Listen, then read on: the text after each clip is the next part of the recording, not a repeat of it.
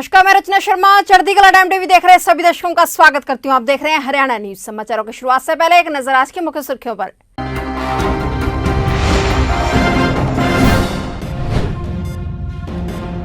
हरियाणा के स्कूलों में 30 जून तक बड़ी गर्मी की छुट्टियां, 1 जुलाई से स्कूल खोलने पर होगा विचार।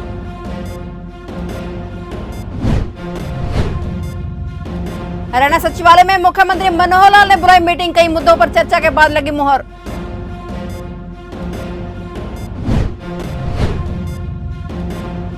हरियाणा सरकार का बड़ा फैसला, गन्ना किसानों का बकाया भुगतान 10 जुलाई तक निपटाएगी खट्टर सरकार।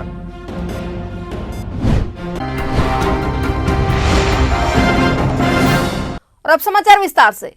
आज हरियाणा सचिवालय में मुख्यमंत्री मनोहर लाल खट्टर ने मीटिंग बुलाई। हरियाणा कैबिनेट की ये मीटिंग मुख्यमंत्री मनोहर लाल की अध्यक्षता में हुई।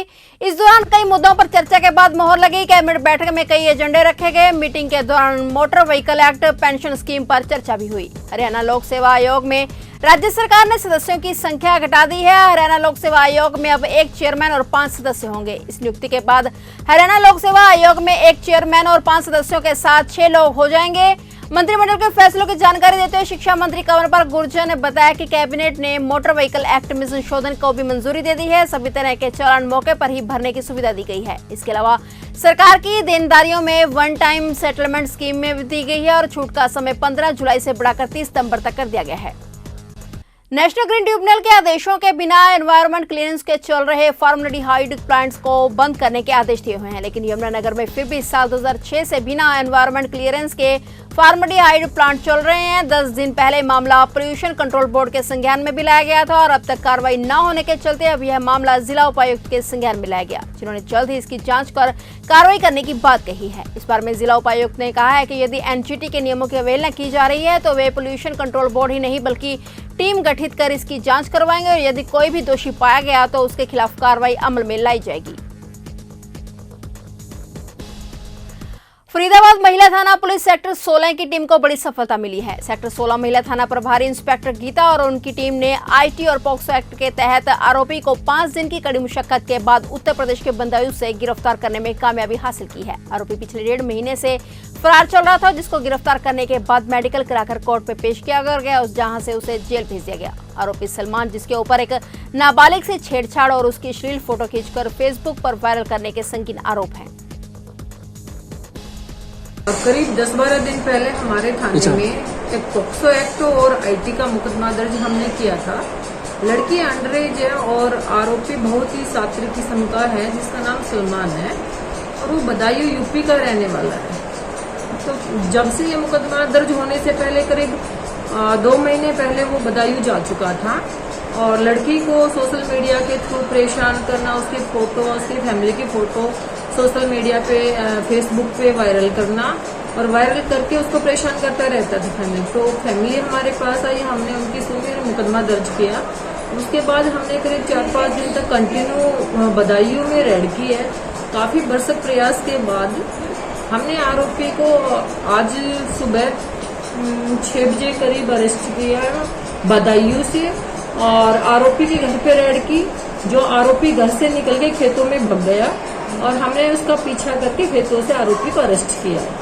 ऑस्ट्रेलिया में करनाल के कलहेड़ी निवासी विशाल की गिरफ्तारी के विरोध में आज लोगों ने शहर में रोष प्रदर्शन किया और सांसद संजय भाटिया से मुलाकात कर विशाल की रिहाई की मांग की। सांसद संजय भाटिया ने आश्वासन दिया कि विदेश मंत्रालय से बात की जाएगी और विशाल को रिहा करवाया जाएगा। इसको लेकर किसी से भी मिलना पड़े और किसी से भी मुलाकात करनी पड़ी तो पीछे नहीं हटेंगे। विशाल देश का बेटा है और उसको रिहा करवाया जाएगा।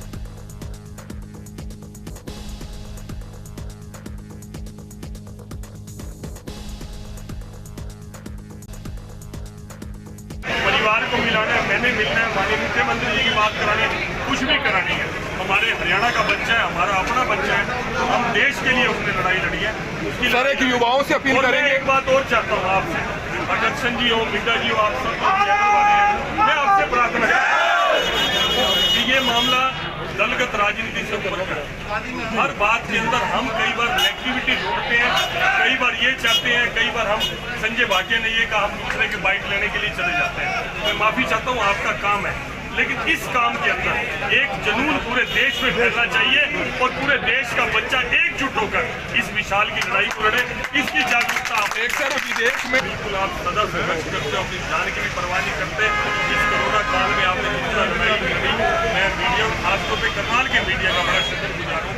मैं कहता हूँ कि आप केवल राजनीतिक दृष्टि से दूर हटकर आज मोदी जी का विरोध करने वाले कौन लोग हैं? वो लोग हैं जो देश के टुकड़े टुकड़े करने की चाहत रखने वाले हैं। आज उन सारी ताकतों के पीछे चाहे कोई भी ताकत है जो हिंदुस्तान को कमजोर करना चाहती है, मैं कहता हूँ हर मुद्दे में, चाहे शहीद बाग का राज, चाहे उसके बाद के मुद्दे में, ये जो सारे के सारे चेहरे वही दिखते हैं उन सारे कामों के अंदर। मैं चाहता हूँ कि आपके माध्यम से बेनकाब हो। जब हम बोलते हैं तो ये कहा जाता है कि बीजेपी के नेता बोल रहे हैं, लेकिन जब आप बोलते हैं तो आपकी आवाज निष्पक्षता जाती है। केंद्र की मोदी सरकार ने पंचकुला पर फिर से मेहरबानी दिखाई है। पंचकुला के दो प्रमुख धार्मिक स्थान माता मनसा देवी मंदिर और गुरुद्वारा श्री नाडा साहिब को धार्मिक पर्यटन प्रोत्साहन योजना में शामिल करने के बाद अब केंद्रीय स्वास्थ्य मंत्रालय भी पंचकुला को सौगात देने जा रहा है। मंत्रालय ने यहां केंद्र सरकार स्वास्थ्य योजना के तहत वेलनेस सेंटर खोलने का निर्णय लिया है। इस सेंटर में शहर में रहने वाले सरकारी कर्मचारी मुफ्त में बेहतर क्वालिटी वाला उपचार करवा सकेंगे। हरियाणा विधानसभा अध्यक्ष ज्ञानचंद गुप्ता लंबे समय से पंचकुला में CGHS वेलनेस सेंटर लाने के लिए प्रयासरत थे। इसके लिए उन्होंने देश के स्वास्थ्य मंत्री डॉक्टर हर्षवर्धन को चिट्ठी लिखकर मांग की थी। केंद्रीय स्वास्थ्य मंत्रालय की हरी झंडी मिलने के बाद फाइनल केंद्रीय वित्त मंत्रालय से में पहुंची, तो यहाँ पे फाइल पहुंचने के बाद गुप्ता ने वित्त मंत्री सीतारमण को भी पत्र लिखा। दोनों मंत्रालयों की मंजूरी मिलने के बाद पंचकुला में CGHS वेलनेस सेंटर खुलने का रास्ता साफ हो गया है। हरियाणा में गन्ना किसानों की बकाया राशि का भुगतान आगामी 10 जुलाई 2021 तक 100% कर दिया जाएगा। अधिकारियों के मुताबिक हाल ही के पिराई सीजन 2020-2021 के दौरान सहकारी चीनी मिलों ने 429.35 लाख क्विंटल गन्ने की खरीद की है, जिसकी कुल राशि 1500.83 करोड़ बनती है, जिनमें से 1082.16 करोड़ रुपए की राशि गन्ना किसानों को दी जा चुकी है और शेष राशि आगामी 10 जुलाई तक अदा कर दी जाएगी। अधिकारियों के मुताबिक कैथल की सहकारी चीनी मिल में बायोफ्यूल के लिए परियोजना पर कार्य शुरू कर दिया गया है, जिसे जल्द ही अन्य सहकारी चीनी मिलों में भी शुरू किया जाएगा। जिन चीनी मिलों में कर्मचारी अधिकारियों द्वारा अच्छा कार्य किया जा रहा है उन्हें इंटेंसिव दिया जाएगा और यदि किसी कर्मचारी अधिकारी के कार्य में कोई कोताही दिखाई देगी तो उसे दंडित भी किया जाएगा। कृषि कानूनों के खिलाफ किसान पिछले 6.5 माह से आंदोलन कर रहे हैं। जनवरी के बाद से सरकार से किसानों की बातचीत बंद है। किसानों के पीएम नरेंद्र मोदी को चिट्ठी भेजने के बावजूद सरकार से बातचीत का रास्ता नहीं खुला, तो किसानों का गुस्सा बढ़ने लगा है। ऐसे में किसान अब बॉर्डर पर दोबारा से भीड़ बढ़ाकर सरकार पर दबाव बनाने में जुटे हुए हैं। इसी का असर है कि अकेले कुंडली बॉर्डर पर ही पिछले 10 दिनों में करीब 15,000 तक किसान एकत्रित हो चुके हैं। इससे पहले करीब 7,000 तक किसान थे। अभी बॉर्डर पर किसानों के पहुंचने का सिलसिला जारी है। ये किसान हरियाणा व पंजाब दोनों जगह से पहुंच रहे हैं। हरियाणा में भाजपा और जजपा नेताओं का विरोध बढ़ने का सबसे बड़ा कारण भी पीएम को चिट्ठी भेजने के बावजूद बातचीत की शुरुआत न होना माना जा रहा है। वहीं किसान नेता गुरनाम सिंह चिरूनी का कहना है कि आंदोलन को तेज करने के लिए आगामी दिनों में कई बड़े कदम उठाए जा सकते हैं। हरियाणा में एक तरफ कोरोना के केस कम हो रहे हैं, दूसरी तरफ मरीजों की मौत का सिलसिला लगातार जारी है। हरियाणा में 99 दिनों के बाद 24 घंटे में कोरोना के सबसे कम 268 नए केस दर्ज किए गए। एक दिन की संक्रमण दर इसी के साथ 1% से घटकर 0.98% पर आ गई है। दूसरी लहर की संक्रमण दर 12.79 और कुल संक्रमण दर 8.03% रह गई है। रिकवरी दर 98.29% पहुंच गया है और इसी समय एक्टिव केसों की संख्या भी अब हरियाणा में 4070 रह गई है। वहीं 24 घंटे में 40 मरीजों की मौत के साथ प्रदेश में कुल मौतों का आंकड़ा 9032 पर पहुंच गया है। सिरसा में 5, हिसार पानीपत में 4, कैथल, करनाल, जींद और गुरुग्राम में 3, फतेहाबाद, झज्जर, भिवानी, यमुनानगर और कुरुक्षेत्र में 2 और फरीदाबाद, रोहतक, महेंद्रगढ़, पलवल और नूंह में 1 मरीज की मौत हुई है।